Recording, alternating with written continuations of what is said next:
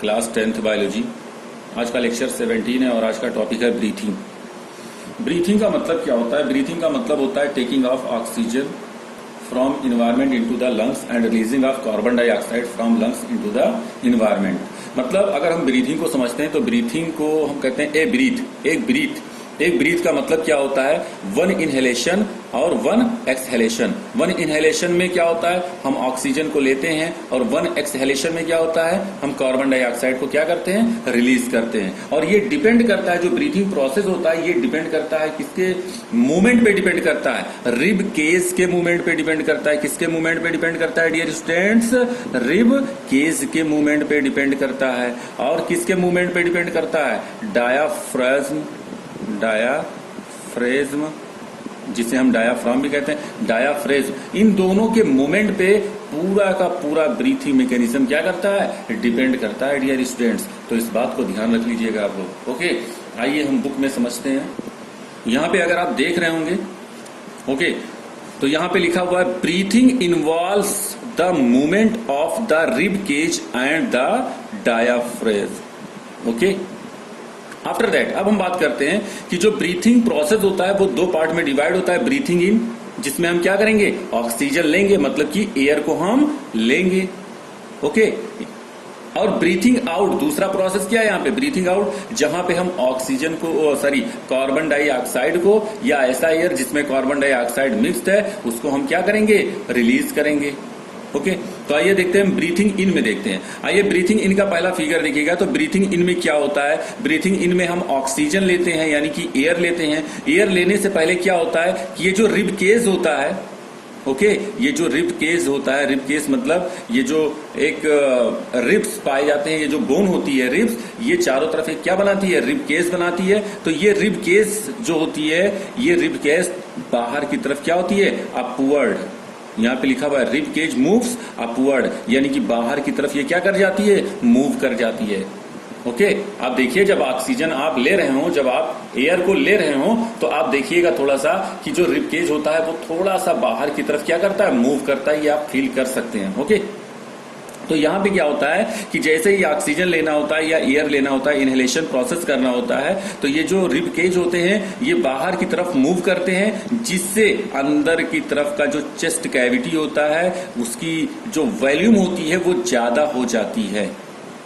ठीक है, उसकी वॉल्यूम क्या होती है? अंदर की तरफ ज्यादा हो जाती है। और डायाफ्राम जो होता है, यानी कि डायाफ्राम जिसे हम कहते हैं, वो डायाफ्राम नीचे की तरफ मूव करता है, डाउनवर्ड की तरफ मूव करता है, नीचे की तरफ। और आप जानते हैं कि डायाफ्राम के ऊपर कौन रखा होता है? लंग्स रखा होता है डियर स्टूडेंट्स। तब जब ये डायाफ्राम नीचे आएगा तो लंग्स चूंकि इलास्टिक नेचर का होता है तो वो भी क्या हो जाएगा? नीचे आ जाएगा। और लंग्स की वॉल्यूम क्या हो जाएगी? बढ़ जाएगी डियर स्टूडेंट्स। और लंग्स की वॉल्यूम जब बढ़ेगी उस टाइम क्या होगा? उस टाइम चेस्ट कैविटी क्या करेगा? एयर को सक करेगा। कहां सक करेगा? इनटू द लंग्स, लंग्स के अंदर। अब यहां पे हम देखते हैं, थोड़ा सा फिगर देखते हैं। When we breathe, inhale, then two things happen at the same time, यानी दो चीजें एकदम सेम टाइम होती हैं। पहला क्या होता है? The muscles between the rib, यानी कि जो रिब्स के मसल्स होते हैं कॉन्ट्रैक्ट, मतलब कॉन्ट्रैक्ट करते हैं, causing the rib cage to move upward and outward, ऊपर और बाहर की तरफ क्या होता है? रिब केज मूव कर जाता है। The diaphragm contract and moves downward, और जो डायाफ्रेज्म होता है वो नीचे की तरफ चला आता है। Okay, the upward and outward movement of rib cage as well as the downward movement of diaphragm both increase the space in the chest cavity. Chest cavity की स्पेस क्या हो जाती है? बढ़ जाती है डियर स्टूडेंट।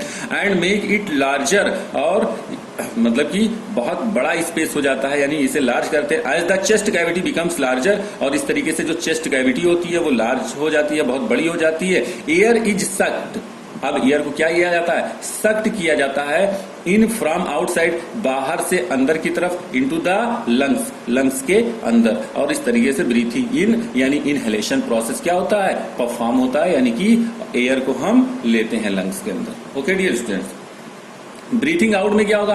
ब्रीथिंग आउट में जो प्रोसेस ब्रीथिंग इन में हुआ है उसका जस्ट अपोजिट होगा ब्रीथिंग आउट में, यानी कि ब्रीथिंग आउट हम कह सकते हैं एक्सहेलेशन ऑफ कार्बन डाइऑक्साइड। और यहां पे आप देखेंगे कि जो रिब केस यानी कि जो रिब्स के मसल्स हैं वो रिब के मसल्स को क्या करती है? अंदर की तरफ कॉन्ट्रैक्ट करती है, जिससे रिब केस जो होता है वो अंदर की तरफ यानी कि अपने नॉर्मल पोजीशन में आ जाता है। तो इस तरीके से, और डायाफ्राम जो नीचे आ गया था वो कहां चला जाता है? ऊपर चला जाता है, यानी अपने अपने नॉर्मल पोजीशन में आ जाते हैं, जिससे अंदर का जो एरिया होता है, ओके, जो अंदर की चेस्ट कैविटी का जो एरिया होता है वो कम हो जाता है। और इस वजह से जितने भी एयर होते हैं लंग्स के अंदर वो सारे के सारे एयर्स बाहर आते हैं, जिसे हम क्या कहते हैं? Breathing out. आइए इसको हम समझते हैं।